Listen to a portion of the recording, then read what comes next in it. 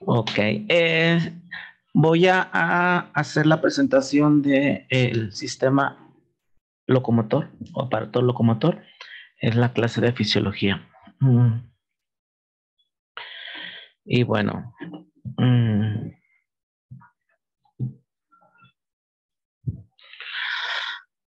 haciendo una analogía de las estructuras de las fibras musculares, la fibra muscular tiene una estructura muy similar a una célula, solamente cambian los nombres un poco. En la fibra muscular tenemos el núcleo, igual en la célula ese no cambia, sigue siendo el núcleo. En la célula tenemos el retículo endoplasmático y en la fibra muscular tenemos el retículo sarcoplasmático. En la célula tenemos la membrana celular y en la fibra muscular tenemos lo que se llama sarcolema. En la célula el citoplasma, y en la fibra muscular es el sarcoplasma. Y tenemos en la fibra muscular los túbulos T, que son la forma en que se conecta todo lo que son las células de las fibras musculares. El sarcolema es una capa fina o membrana que envuelve a una fibra musculoesquelética y está formado por una membrana celular verdaderamente denominada membrana plasmática, y es una cubierta externa formada por una capa delgada de material polisacárido y contiene numerosas fibrillas delgadas de colágeno. Otra palabra muy sonada en las fibras musculares tenemos los sarcómeros, que son las unidades funcionales más pequeñas de la fibra muscular. Y cada uno de ellos contiene filamentos gruesos.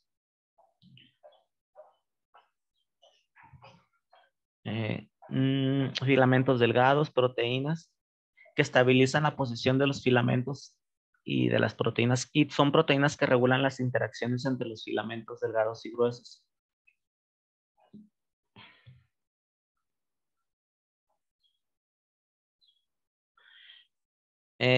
Lo que tenemos, lo que conocemos como la placa motora es más que nada la unión neuromuscular, que es la unión entre los botones sinápticos y y la membrana o la capa muscular.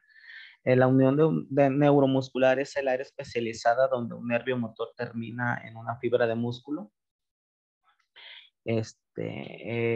estriado. A medida que el axón que inerva a una fibra muscular estriada se acerca a su terminación, pierde su vaina de mielina y se divide en una serie de botones terminales, que son los que ya mencioné.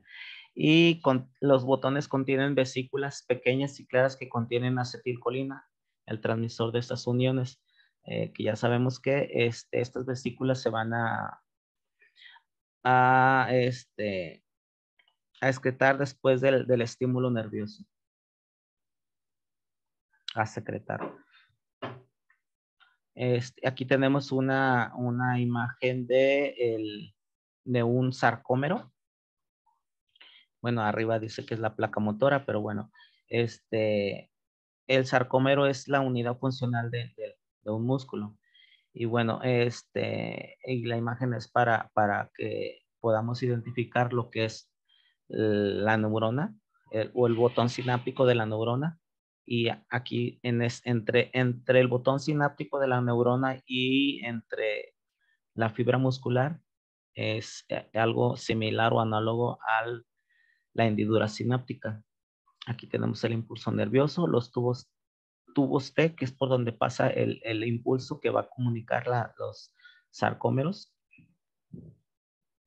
El retículo sarcoplásmico, que es la parte del músculo donde se van a concentrar o donde se van a almacenar las moléculas de calcio. las miofibrillas y la membrana plasmática, que es la parte de afuera, que es como la célula. Y aquí tenemos un sarcómero. El sarcómero es esta parte. Es como la división entre cada sarcómero. Sabemos que tenemos los discos Z. Las terminaciones se encajan en los pliegues de unión o de presiones en la placa terminal motora, la parte engrosada de la membrana muscular de esta unión. Cada placa terminal recibe la entrada de una sola fibra nerviosa. El espacio entre el nervio y la membrana muscular es comparable a la hendidura sináptica en una sinapsis de neurona a neurona. La estructura en su conjunto se conoce como la unión neuromuscular o placa motora.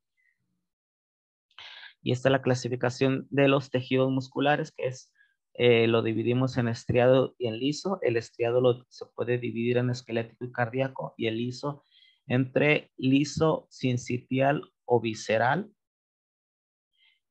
Y multiunitario. Aquí tengo un error, que sería en donde es liso es unitario, sincitial o visceral. Entonces el liso lo dividimos en unitario y multiunitario. Debemos señalar que también el cardíaco tiene una estructura similar al sincitial. Tipos de músculos: el músculo esquelético, músculo cardíaco y músculo liso. El músculo esquelético es el que tenemos las fibras nerviosas que recubre todo el cuerpo. El músculo cardíaco son las fibras nerviosas que van a recubrir todo lo que es la estructura anatómica del corazón. Y el músculo liso es todo lo que recubre los órganos huecos, los uréteres, el intestino, los vasos sanguíneos, el útero. Bueno, aquí el músculo liso lo clasificado en unitario y multiunitario. Y el unitario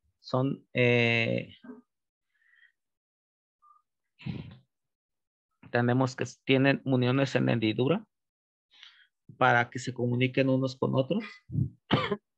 Y se dice que el unitario es un grupo de células que trabajan como un sinsitio, como una masa de miles de células que se contraen todas como una única unidad, gracias a las uniones en hendidura que permiten una contracción coordinada que comunica una célula con otra. Y el estímulo se propaga entre las células, que es que es lo que ya mencionaba yo, que es una estructura similar a la del corazón también. Y el multiunitario, que son cada célula lisa actúa independientemente de las demás y con frecuencia está inervada por una única neurona, así que cada célula tiene su propia terminal nerviosa. Estas células son características de movimientos finos que necesitan bastante precisión. Y bueno, aquí más adelante, el músculo liso, tenemos diferencias entre el unitario y el multiunitario. El unitario es una estructura en forma sincitial. El multiunitario sus células son independientes.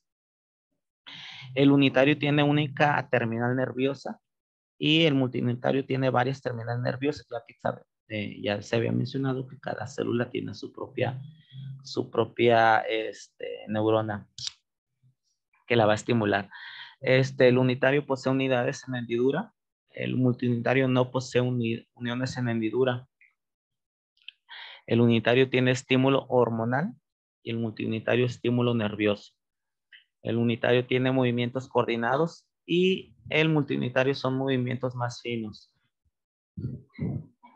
Y la ubicación, el unitario lo vamos a localizar en las paredes de las vísceras huecas, el sistema gastrointestinal como es el estómago, en el sistema genitourinario como son los uréteres y la uretra, en el útero, en las paredes del útero, y en los vasos sanguíneos como son las venas y arterias, y los conductos colédocos que más que nada vienen de el páncreas y de la vesícula. El multiunitario lo encontramos al nivel del ojo, en el músculo constrictor de la pupila, músculo dilatador de la pupila, en el músculo ciliar del globo ocular, y en el músculo polierector de la piel, que es lo que nos produce lo que conocemos como piel de gallina.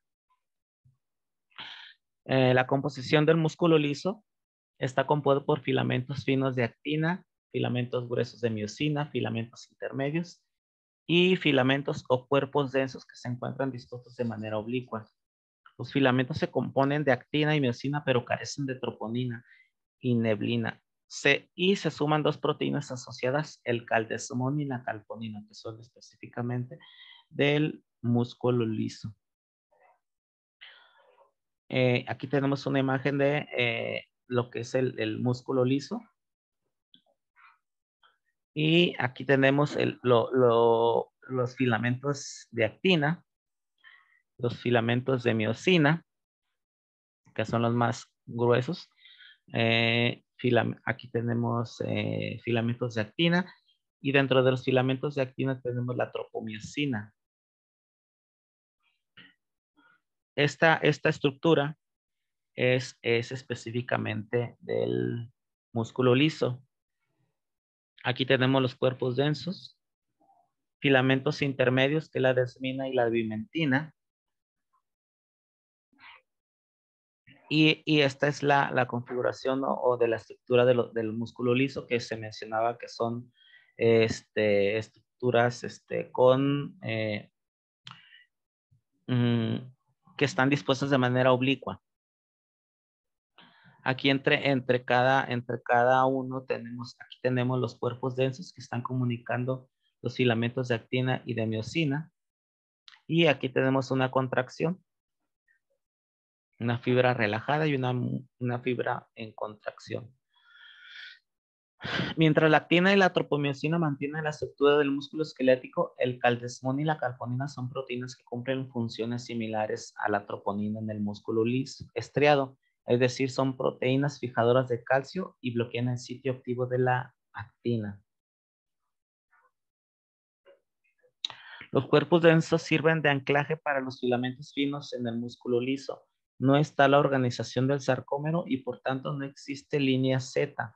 El análogo de línea Z son los cuerpos densos que están formados por una proteína globular conocida como actina. Los cuerpos densos van a hacer la misma función que la línea Z o los discos Z, que es la de la transmisión entre los filamentos. A transmisión del estímulo. Los filamentos intermedios unen los cuerpos densos unos con otros y forman un componente importante del citoesqueleto de la célula muscular lisa. Los filamentos intermedios están formados por dos proteínas, que es la desmina y la bimentina. Y el filamento grueso viene siendo en sí la proteína de miosina. Es muy parecido a la del músculo esquelético y va a estar formado por 6 cadenas polipeptídicas, 2 cadenas pesadas y 4 cadenas ligeras. Las cadenas ligeras son las que vamos a encontrar en las cabezas de la miosina. Y aquí tenemos la imagen de una comparación entre el músculo esquelético y el músculo liso. La parte central de los filamentos es la parte de la cola de la miosina, pero aquí están unidas. Estas partecitas que están sobresaliendo son las cabezas de la miosina, que son las que se van a comunicar con la actina en una contracción. Las cabezas de la miosina van a jalar lo que son los filamentos de actina hacia el centro. Y en el músculo liso no existe esta parte central, esta parte media. Esta disposición de los filamentos es lo que permite que el músculo liso se contraiga en todas las direcciones.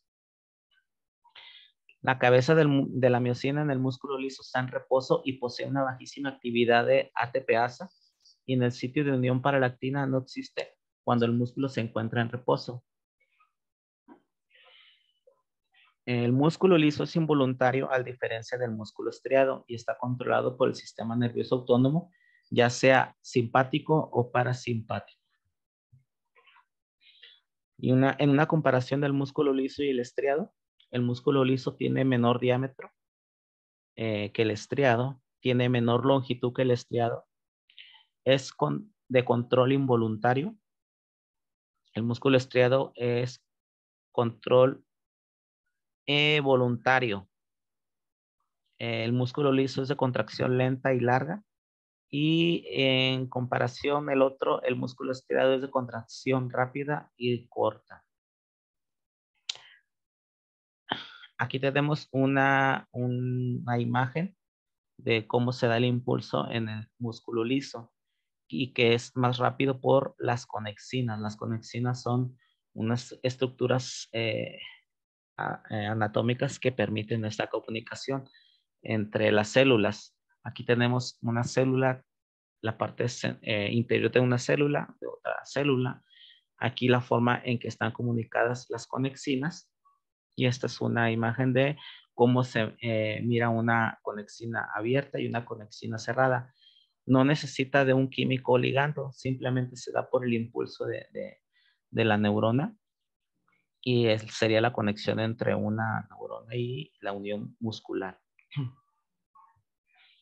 Y aquí tenemos una imagen del potencial de acción en el músculo liso, que primero se da en el cerebro y de ahí en adelante se va dando la conexión entre las células y se da por medio de las conexinas. Aquí inicia el potencial de acción y se va recorriendo en todas las células. La regulación del control de calcio por contracción de calcio. El músculo liso también depende del calcio para la contracción. Sin embargo, a diferencia del músculo esquelético, no tiene troponina, que es una proteína reguladora que es activada por el calcio. En lugar de la troponina tenemos en el músculo liso a la calmodulina, que activa los puentes cruzados de miosina. Los puentes cruzados se refiere a que en el momento que se da la contracción, que se da el impulso nervioso, las cabezas de miosina se van a comunicar con la actina y en ese momento va a jalar hacia el centro lo que es la actina y ese momento en que las cabezas de miosina se conectan con las de actina es cuando se dan los puentes cruzados de miosina. El calcio se une a la calmodulina. Eso es como los pasos que se dan en una contracción. El calcio se une a la calmodulina. La combinación de la calcio-calmodulina se une a la miosina quinasa, que es una enzima fosforiladora. Una de las cabezas ligeras de cada una de las cabezas de miosina, llamada cabeza reguladora, se fosforila en respuesta a esta miosina quinasa. El mecanismo contráctil contiene filamentos tanto de actina como de miosina, que son químicamente iguales a las del músculo esquelético, pero físicamente no tienen la misma disposición estriada, que era lo que vimos en las imágenes. Que no hay una parte central. No tiene complejo de troponina, tiene la calmodulina que va a hacer el mismo efecto. La fuerza de contracción se transmite por gap junctions, que en vez de disco Z tiene cuerpos densos, se contrae hasta un 80% de su longitud, mientras que el estriado solamente un 30%. Las contracciones son más duraderas y su ciclo de contracción se demora más.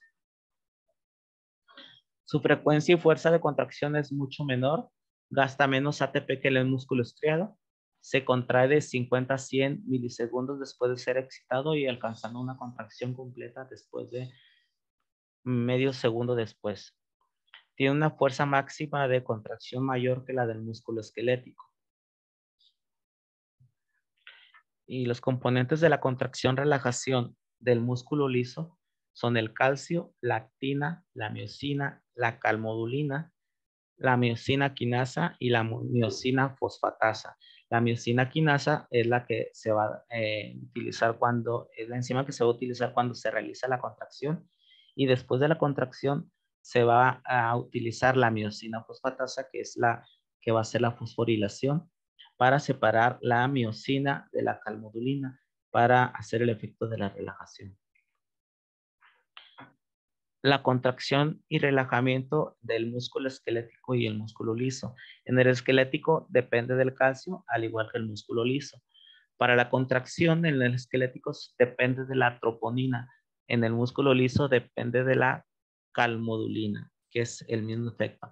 En el esquelético la relajación está mediada por la troponina y en el músculo liso la relajación está mediada por las fosfatasas. Y aquí tenemos una imagen de la contracción del músculo liso y de la relajación del músculo liso. Aquí en el momento en que se da el impulso nervioso se abren los canales de calcio que entran desde el fluido extracelular y también salen del retículo sarcoplásmico, que es dentro de la célula muscular, es el retículo plasmático, es donde se van a almacenar las moléculas de calcio. Aquí se unen las que entran desde el fluido extracelular, se unen a las que salen del retículo sarcoplasmático.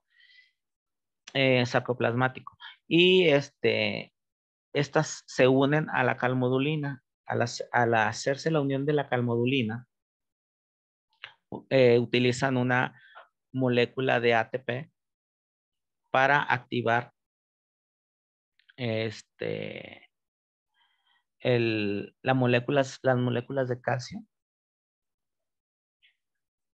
Las moléculas de miosina se activan y en el momento en que las moléculas de miosina se activan,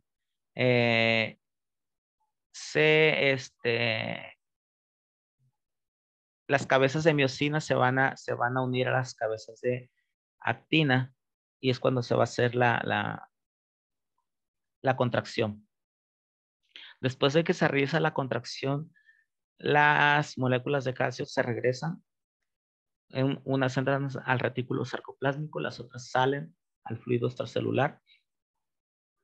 La calmodulina se queda sola y la miosina fosfatasa hace la división por medio de ATP y la dejan sola. Esto disminuye la actividad de la ATP miosina y es cuando se realiza la tensión o la relajación del músculo. Y bueno, aquí es lo que decía que es después de la contracción, las bombas de calcio tanto de la membrana como del retículo plasmático de calcio regresan al retículo sarcoplasmático. De la membrana se queda sola la calmodulina, se desactiva la miosina quinasa por medio de la miosina fosfatasa, que realizará la fosforilación de la cadena ligera de miosina y el resultado es el relajamiento.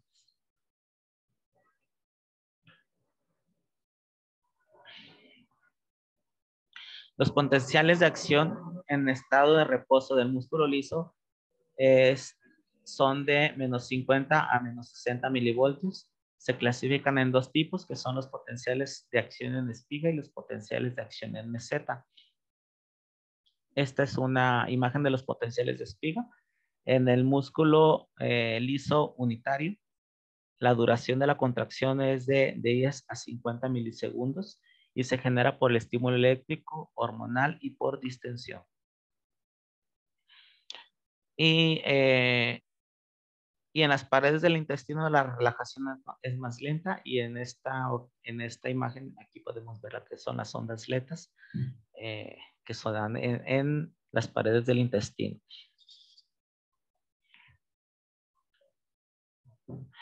Y esta es la imagen de los potenciales de acción en meseta. Esta es la responsable de la contracción lenta en varios músculos lisos como el útero, en células cardíacas, etcétera. La despolarización se debe a la apertura de los canales de calcio y la repolarización se debe a la salida de los canales de potasio, que son de apertura más lenta. Y eso es todo. Muchas gracias.